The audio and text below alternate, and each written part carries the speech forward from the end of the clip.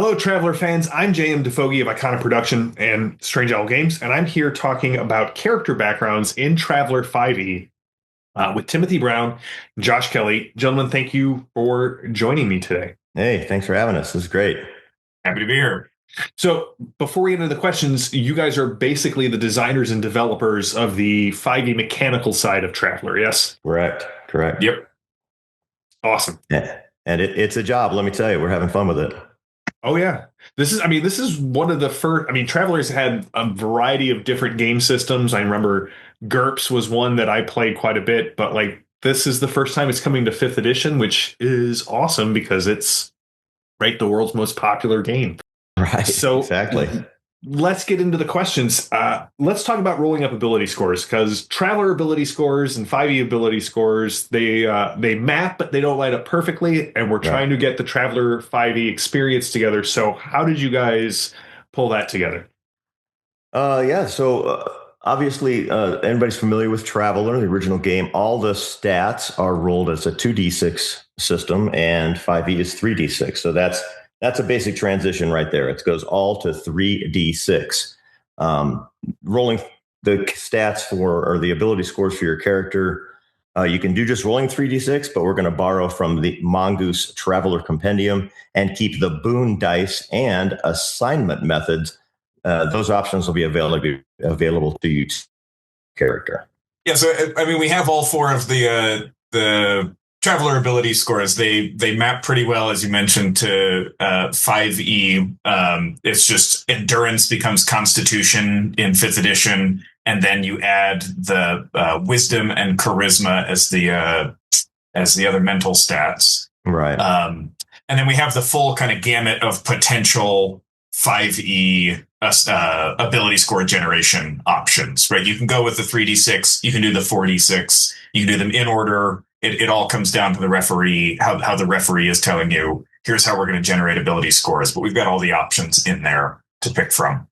Well, speaking of options, I know that Traveler has some additional stats that can be available in the Mongoose version of the game. Which of those are going to be coming over to the 5th edition port? And are those going to be core, or are those also going to be optional rules? Those ones are going to be optional. So we have the wealth, luck, sanity, morale. Those are from the compendium. Those are included. 5th edition also has a way to do optional stats. So those will be in the Traveler rules as well. Awesome. Now, two of the original stats that were part of your hexadecimal code that was telling you what your character was, were education and social standing, both of which are pretty important to the Imperium setting. Right. What's your thought process there? Are those getting pulled, and if so, why?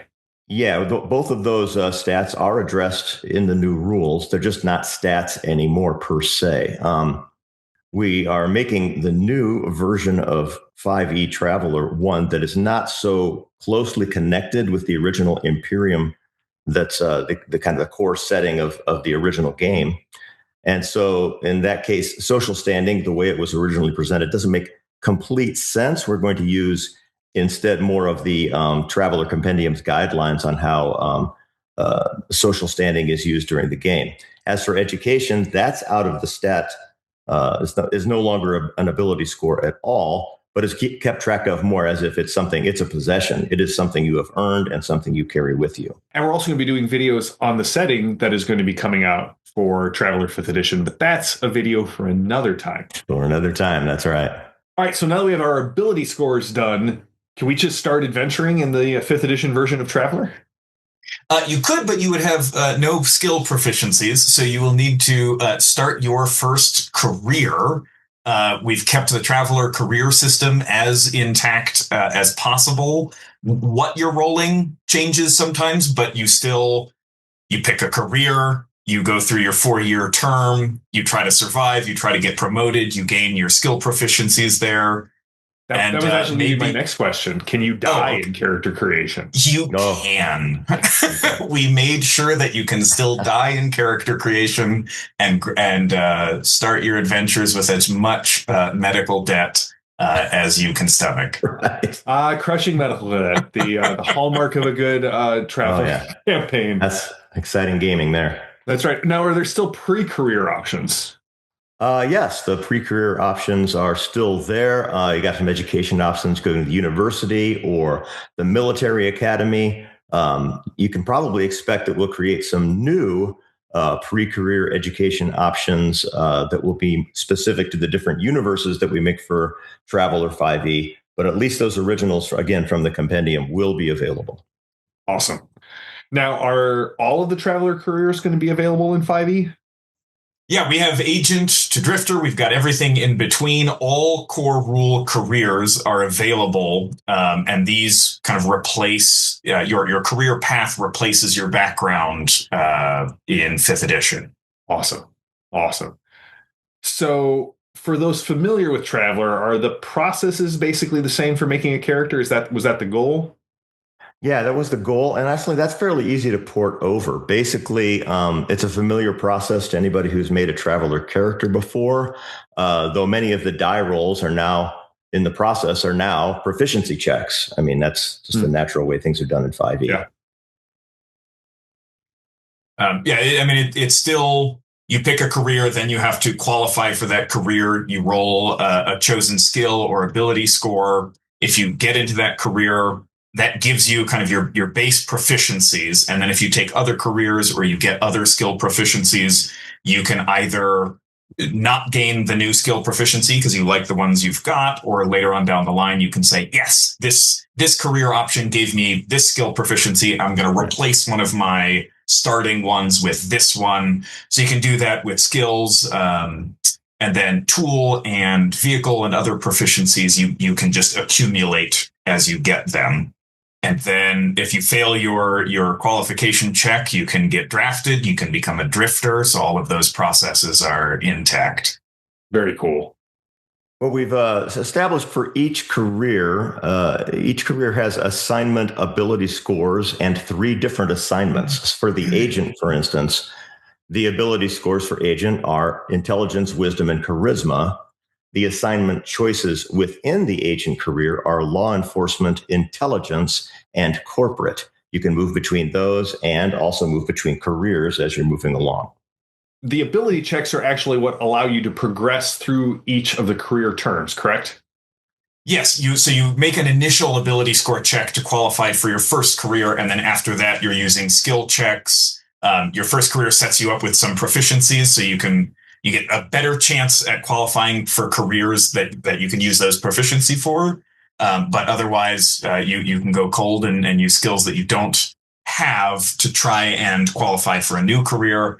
And that works. It's the same process for the commission check, promotion check, survival check. And then with the Iron Man rule, again, you can always die if you fail that survival check. Yeah, that's core Traveler to me. Yeah, so absolutely.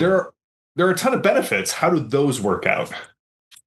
Benefits that you get for getting out of a career towards the end or during creation. The physical benefits, like the cash, that you get some number of credits, and items like implants and toolkits, those are pretty self-explanatory. The honor benefits from the skills and training tables and the rank and bonus tables, those grant increases to ability scores and other proficiencies. So Traveler is a very skill-focused game. Have you adapted the Traveler skills over to 5e? Yes, not all of them by name. So something like Recon and Diplomat don't exist as named skills in 5th edition, but everything that you can do in Traveler with a skill has been subsumed into either a skill proficiency. Sometimes multiple Traveler skills have been grouped under kind of one 5th edition skill proficiency. Others have been grouped into tool proficiencies, vehicle proficiencies, things like that, because 5th edition really breaks all of those out into very different kinds of proficiencies. But again, everything that you can do in Traveler, you can do in 5th edition. And then we've renamed some skills just to match the more sci-fi setting. We've added mechanics and science, things like that. Awesome. So I assume that we're going to get a nice character sheet to note all of these skills and proficiencies on? Yeah, of course, there'll be a great character sheet for Traveler 5e. I think we're also going to provide a sort of a key so that everybody wants to look up a specific traveler skill and is not sure where that really resides in the new 5e edition. We'll give a little key to that, but play a couple of sessions and you'll be right in sync with everybody else. All right, so we've got our ability scores, we've got our careers, we've got our skills. How do we bring this whole career background process to a close? Well, the only thing left is to muster out. We've got all the charts. You're going to roll for your benefits, your equipment, money, and sometimes you start with massive medical debt, and other times you start with a great deal of money, many credits to begin your adventures with. Yeah, at this point, the character is older, 4 years older for every term of service they've spent in a career, and the background is pretty much complete. Now the player's ready to pick a new Traveler 5e class and begin adventuring and gathering experience. Awesome. I am very excited for this. Any hints on subclasses? We are going to cover that in a special update that will come out next week, so you'll have to stay tuned. Well, guys, thanks again for joining us. I'm really excited to be doing these videos. I think we have 6 in total planned. We're going to talk with Austin next. And so stay tuned, Traveler fans. We're going to have more video updates for you here in the near future. Thanks again, Tim and Josh. Always good to talk with you. Thank you, Jam. Thanks so much.